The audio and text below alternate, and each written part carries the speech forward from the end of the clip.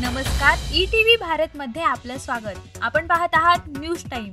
संविधानावर हल्ला करणाऱ्यांचं होळीमध्ये दहन करणं हे आमचं कर्तव्य। संजय राऊतांची भाजपावर टीका। युती तोडण्याची आंबेडकरांची घोषणा एकतर्फी आणि दुर्दैवी। राऊतांचा हल्लाबोल।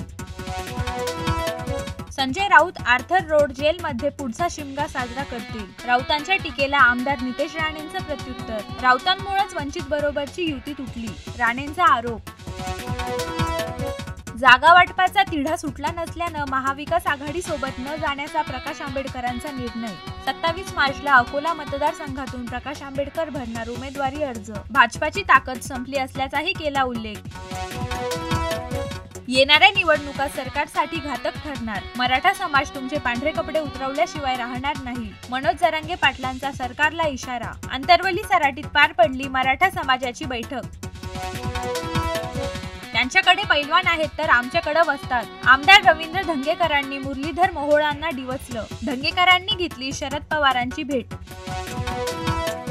अजित पवार गटाचे आमदार दत्तात्रय भरणे यांनी घेतली विजय शिवतारेंची भेट। बारामतीतून माघार घेण्याची शिवतारेंना केली विनंती। शिवतारे यांची समजूत काढण्याचा महायुतीच्या नेत्यांकडून प्रयत्न सुरू।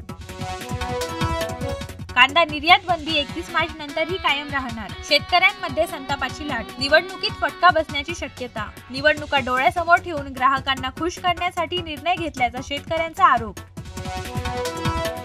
पोलिसात तक्रार देण्यासाठी जाणाऱ्या 5 जणांची डंपरनं चिरडून हत्या। राजस्थानमधील झालावाड जिल्ह्यातील घटना। 2 सख्या भावांसह 5 जणांची हत्या। पोलिसांकडून आरोपींचा शोध सुरू। ईडीच्या कोठडीतून दिल्ली सरकारचा कारभार सुरू। पाणी प्रश्नासंदर्भात कोठडीतून मुख्यमंत्री अरविंद केजरीवाल यांनी काढले लेखी आदेश। केजरीवाल यांची त्वरित सुनावणीची याचिका दिल्ली उच्च न्यायालयानं फेटाळली होती।